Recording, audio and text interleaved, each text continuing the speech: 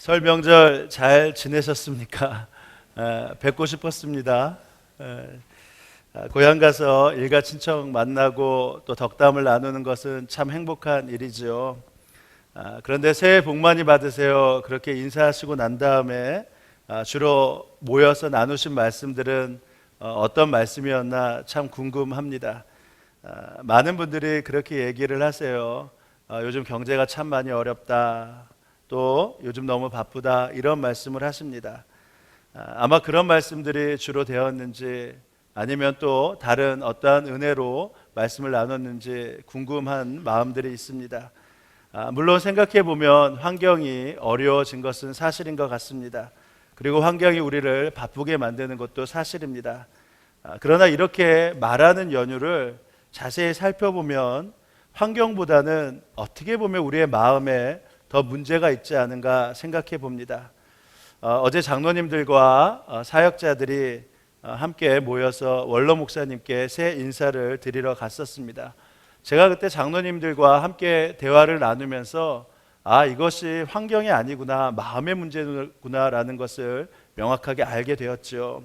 원로 목사님께서 장로님들에게 요즘 좀 어떠세요? 이렇게 물어보는데 그때 장로님 한 분이 대답하시기를 이렇게 대답하세요. 요즘 너무 좋아서 행복합니다. 사실 이 말이야 당연히 할 수 있는 일이죠. 근데 그 다음에 말씀이 저에게 있어서 참 많은 감동이 되었습니다. 목사님이 요즘에 너무 어려워서 행복합니다. 환경보다는 마음이 중요하다라는 것이죠. 그러니까 내 말을 하루 종일 말을 할 때 녹음기를 틀어놓고 한번 들어보셔야 합니다. 나는 도대체 지금 무슨 말을 하고 있나? 왜냐하면 말이라는 것이 생각 없이 하는 것이 아니라 마음에 있는 것을 말하도록 되어 있기 때문입니다. 어느 목사님이 공원에서 공원을 걸으면서 운동을 하고 있는데 앞에 가던 아주머니가 큰 소리로 다른 사람과 전화하는 그 소리를 듣게 되었습니다. 근데 앞에 가던 아주머니가 이렇게 통화를 하시더래요. 야, 나 지금 공원이야. 그러고 나서 그 왼수 밥 차려주고 지금 운동하러 나왔어. 이렇게 말씀을 하시더래요. 그래서 목사님이 뒤에 가다가 빨리 가서 그분 얼굴을 쳐다보았다고 하죠. 왜냐하면 얼마나 대단한 분위기에 원수까지 밥 차려주고 나올 정도까지 되시나. 사실 어떻게 보면 원수 밥 차려주는 것보다 그 어떻게 차려주냐의 마음이 더 중요한 것이죠. 그러니 생각해 보면 말의 무게는 단순히 말하는 사람의 입술의 고백이 아니라 삶을 통해서 나오는 것이 참다운 진리의 말이요, 사람 가운데 분명하게 그 영향력을 줄 수 있는 말이 되는 것입니다. 올해 1월에 김종원이라는 작가가 한 인물에 대해서 극찬하며 쓴 글을 보았습니다. 제목이 누군가를 믿는다는 것에 대한 위대함이라는 글입니다. 아마 여러분들이 이 글을 들으시면 금세 누군지 아실 겁니다. 혹시 인터넷상에서 이미 보셨을지도 모르겠습니다. 좀 긴 내용이지만 제가 말씀드리려고 합니다. 미국에 살고 있는 한 부부가 있었죠. 남자는 나이가 26살이고 운동선수입니다. 재능은 있었지만 아직 군에는 갔다 오지 않은 상태였고 팔꿈치 수술을 운동선수가 받았기 때문에 안 좋은 일만 앞으로 보여지는 그러한 상황이었습니다. 게다가 미국 가서 아이를 낳았는데 네 식구가 살게 되었는데 월급을 한국 그 월급으로 한 100만 원 정도밖에 받지 못하기 때문에 네 식구가 단독으로 살 수 없어서 함께 운동하는 선수들 3가정과 함께 한 가정에서 살게 되었습니다. 그러니까 이 상황이 오래되니까 이 선수가 너무나 힘들어서 아내에게 이렇게 말했다고 하죠. 이제 그만 한국에 돌아가자. 이제는 더 이상 이곳에서 견디기가 힘들 것 같아. 근데 그때 아내가 단호한 얼굴로 이렇게 응수했다고 해요. 나랑 애들이랑 신경 쓰지 마라. 여기서 당신이 할 거나 해. 당신이 처음 가졌던 꿈을 좀 이루라고. 여기에 꿈을 이루러 왔잖아. 만약에 당신이 방해가 된다면 우리 가족이 먼저 한국에 갈게. 당신은 꿈을 포기하지 마. 당시에 아내의 건강도 안 좋은 상태였다고 합니다. 한쪽 눈이 안 보이기 시작했고 시력을 잃을 수 있을 거라는 진단도 받았습니다. 하지만 그 아내는 남편의 꿈을 계속해서 지지했고 그 꿈을 이룰 것이라고 강력하게 믿었습니다. 그리고 그 꿈과 그 믿음은 곧 현실이 되었지요. 이야기의 주인공이 누군지 아시죠? 바로 추신수 선수입니다. 7년 동안의 연봉을 1370억을 받게 된 선수이죠. 물론 세금을 내야겠지만 이제는 매주 주급으로 3억 정도의 주급을 받게 된 선수입니다. 그런 이야기를 들은 다음에 여러분은 어떠한 생각을 하십니까? 이 작가가 이렇게 적었습니다. 여자 왈, 저런 남편 만나면 누구든지 최고로 내조할 수 있죠.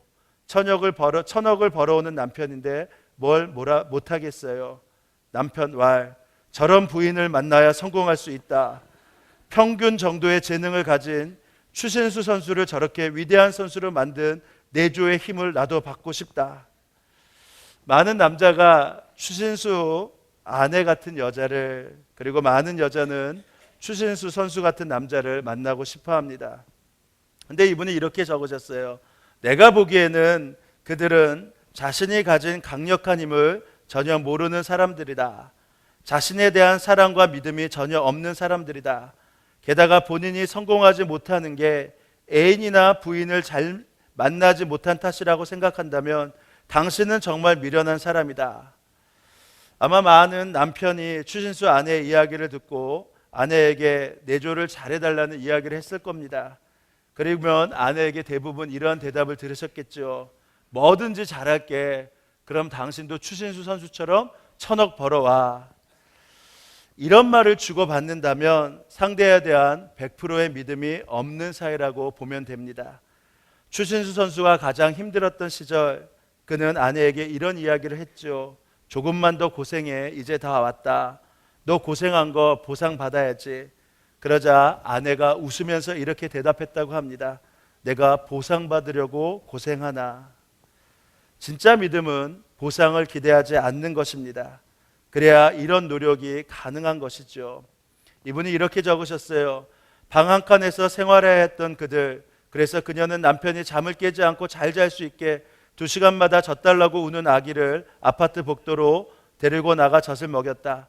둘째 아이를 낳을 때는 남편이 원정 중이라 혼자 병원에 가서 출산을 하고 큰아이를 바로 돌보기 위해 출산한 다음 날 둘째 아기를 가랑이 사이에 껴서 운전하고 집에 돌아왔다.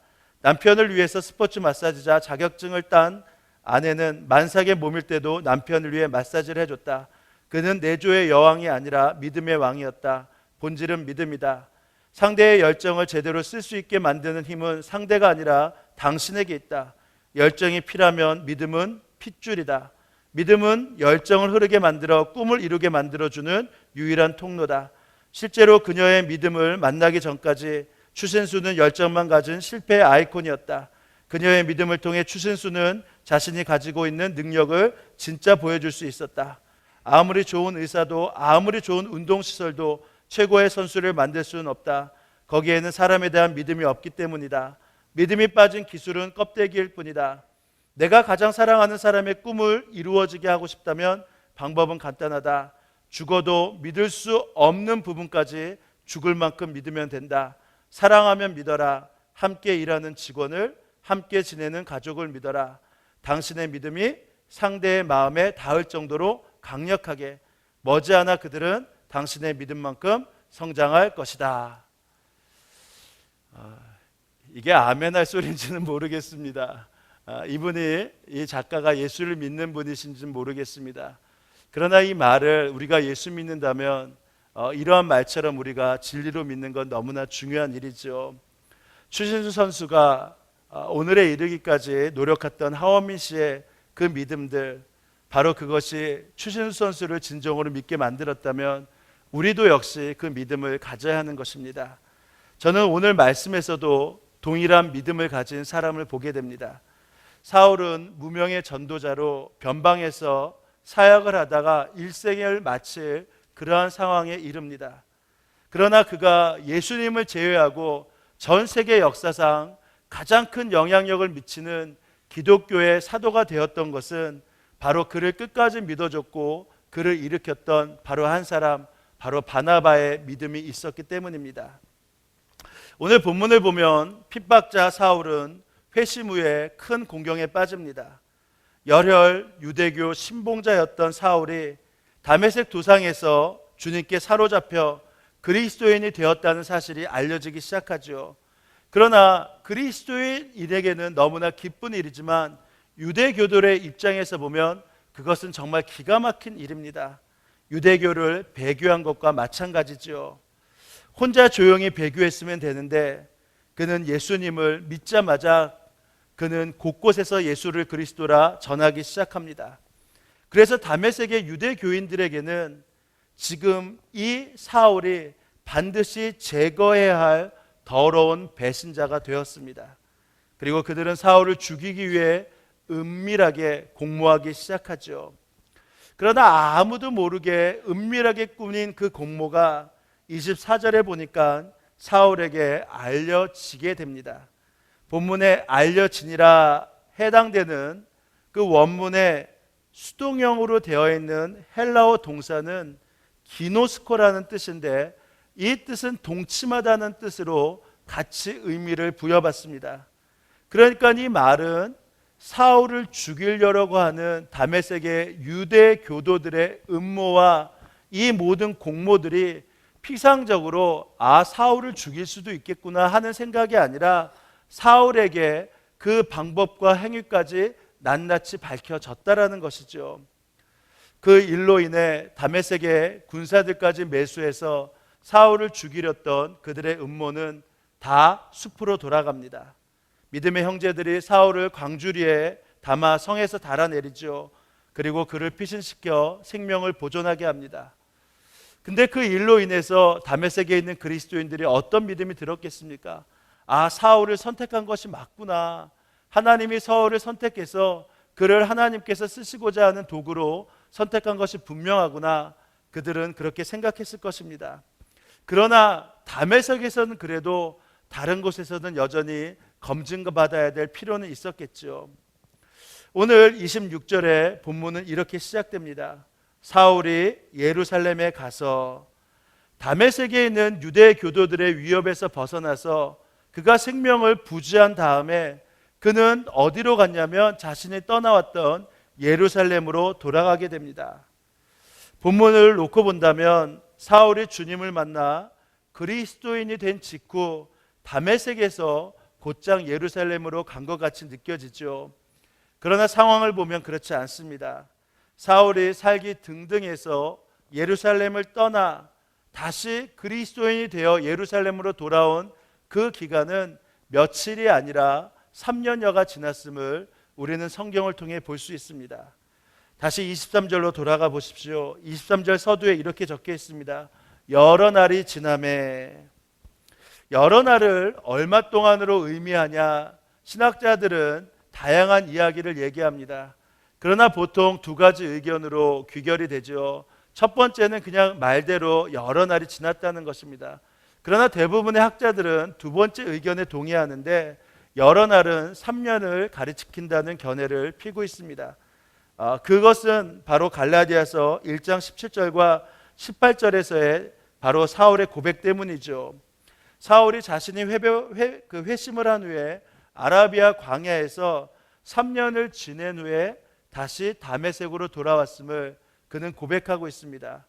그래서 유추해 보건대 22절과 23절의 기간은 3년의 기간이 지났음을 우리가 알아볼 수 있는 것입니다. 따라서 본문에 나타난 사울의 예루살렘 방문은 그가 대제사장의 공문을 받고 다메섹의 그리스도인들을 척결하기 위해서 떠났던 바로 그 시간이 지난 3년 만에 귀환이 되는 것입니다. 그렇다면 지금 3년 만에 귀환하는 사울의 심정은 어떠했을까요?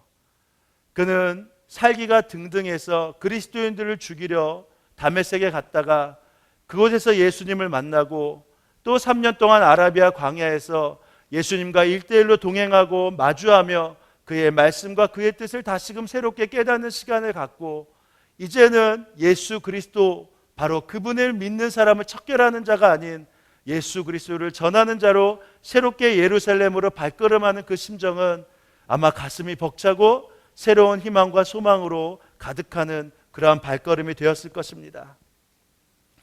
근데 26절은 이렇게 이어지고 있지요.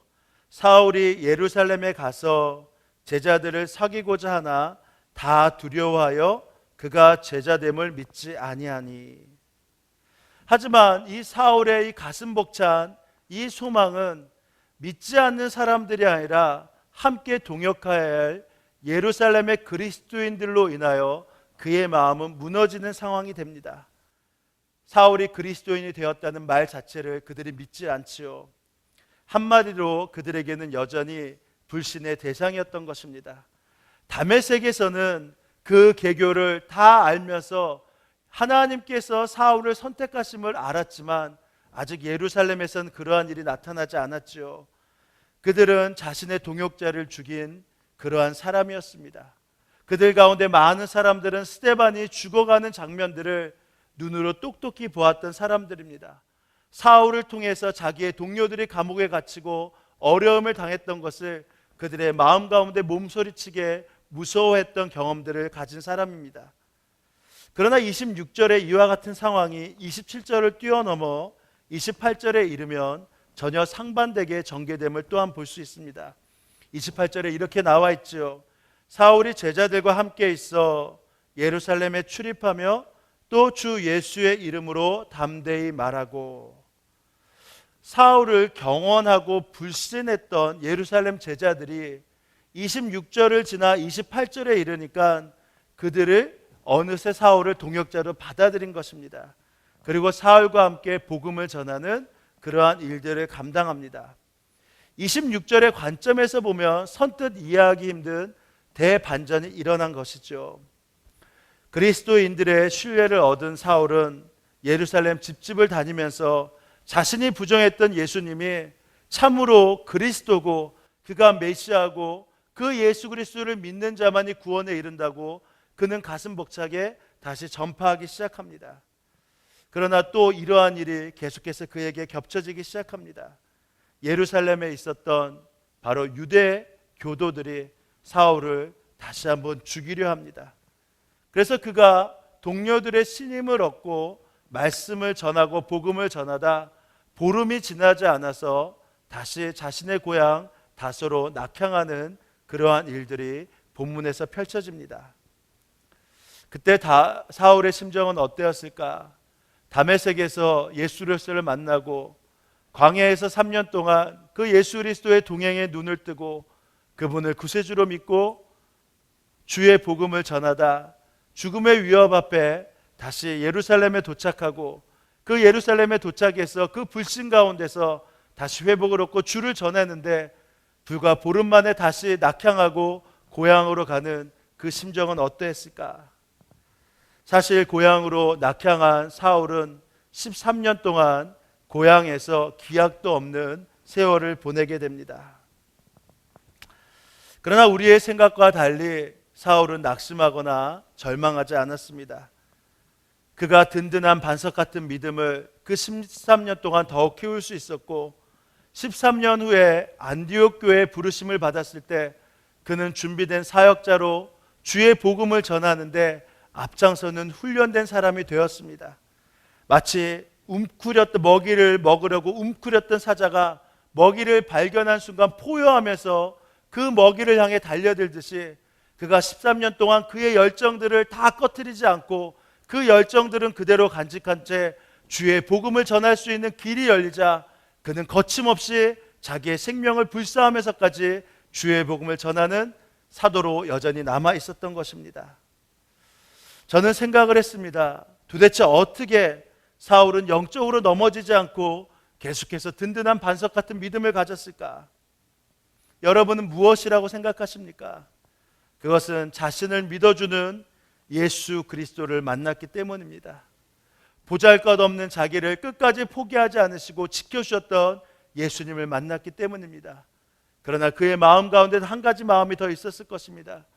그것은 자신을 믿어줬던 사람들이 여전히 존재하고 있음을 그의 마음의 불에서 꺼트리지 않았을 것입니다.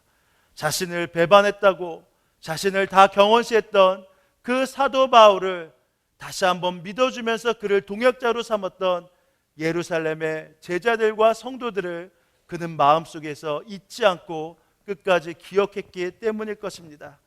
생각해 보십시오.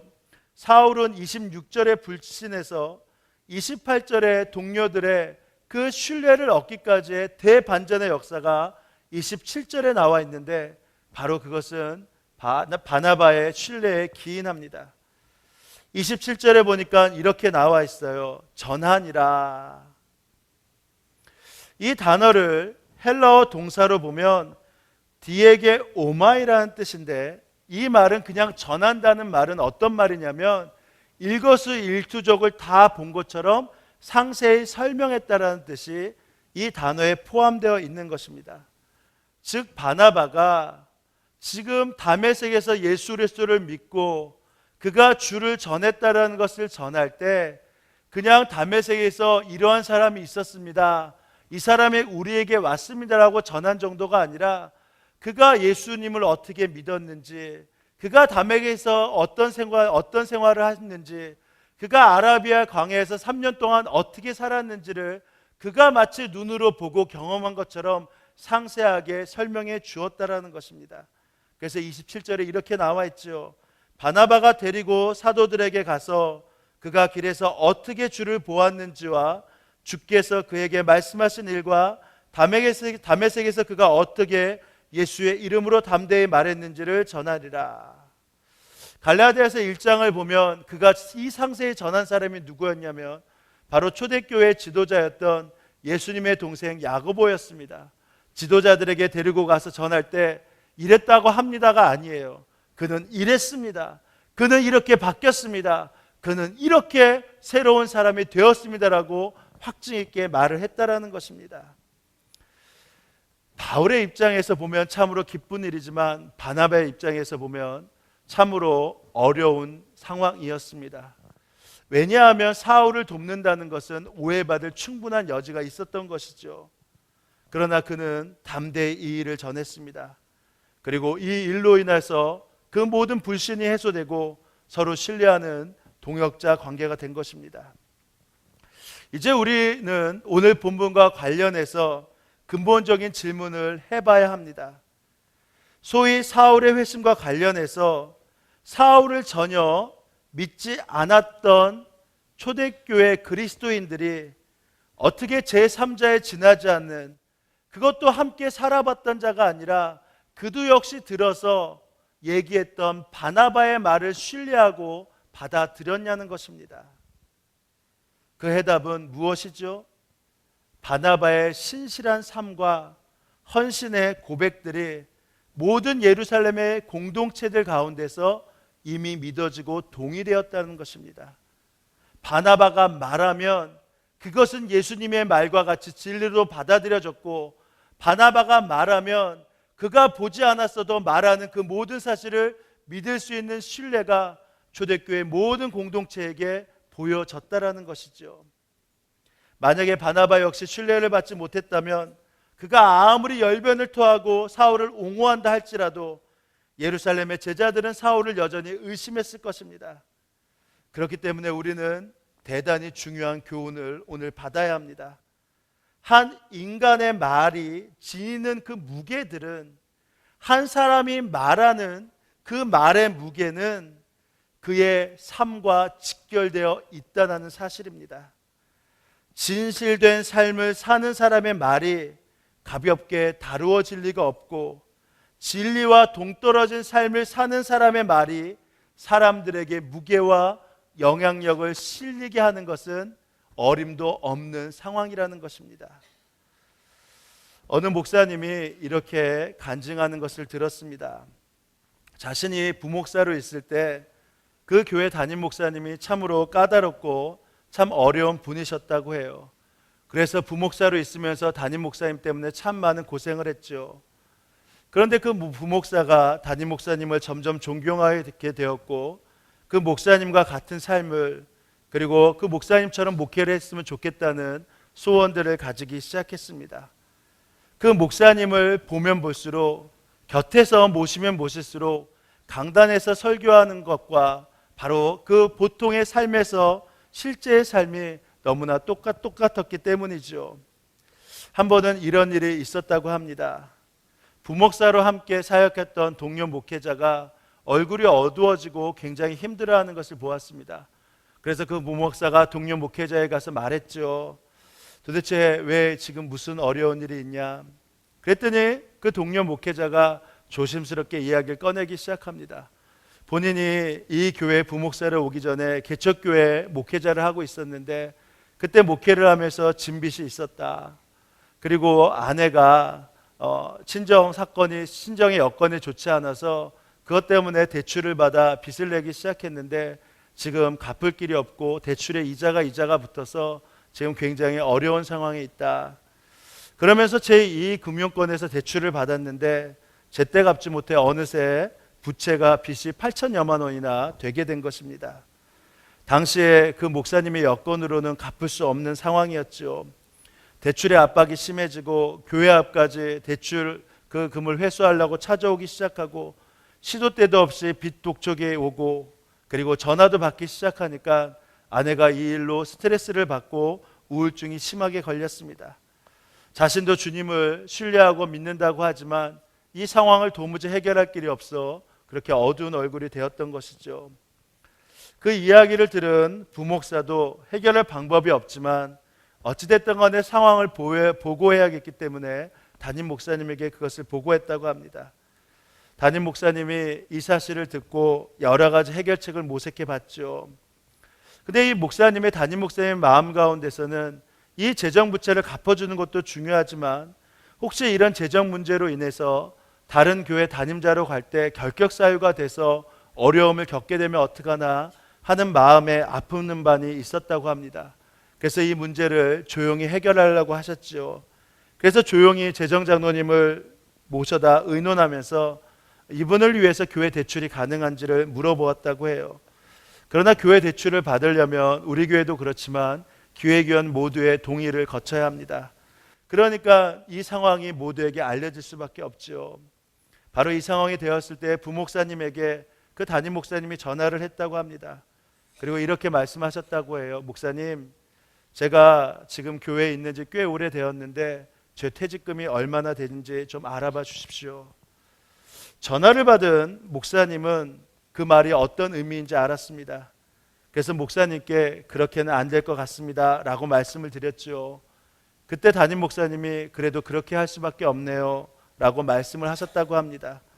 그래서 도무지 안 될 것 같아 그 부목사가 담임 목사님 사모님께 전화를 드렸죠. 지금 담임 목사님이 이러시려고 하는데 어떡하죠? 그랬더니 사모님이 이렇게 말씀을 하시더랍니다.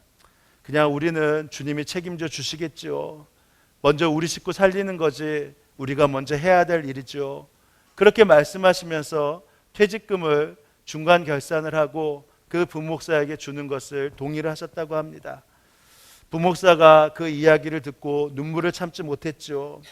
그냥 모른 척 하셔도 되고 아니면 다 알려줘도 교회 대출을 받아서 그래도 그 상황을 열어주면 될 것인데 그 부목사의 목회의 일까지 생각하시면서 자신의 퇴직금을 내놓는 목사를 보며 그 마음 가운데 감동이 되어 눈물을 흘렸다고 합니다. 그래서 그 부목사는 퇴직금을 갚을 수가 있게 되었죠.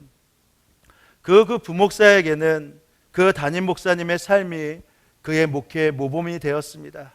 그리고 그 목사님의 말씀이라면 무조건 따르게 되었습니다. 그 목사의 그 삶은 바로 담임 목사님의 삶과 말과 신앙과 그대로 직결되었기 때문에 바로 그는 담임 목사의 삶을 쫓아가려고 하는 그 마음에 재론의 여지가 없었던 것이죠. 신뢰의 밑바탕은 평소에 신뢰할 수밖에 없게 만드는 바로 그 삶을 통해서 신뢰의 말과 영향력이 미쳐지게 되는 것입니다.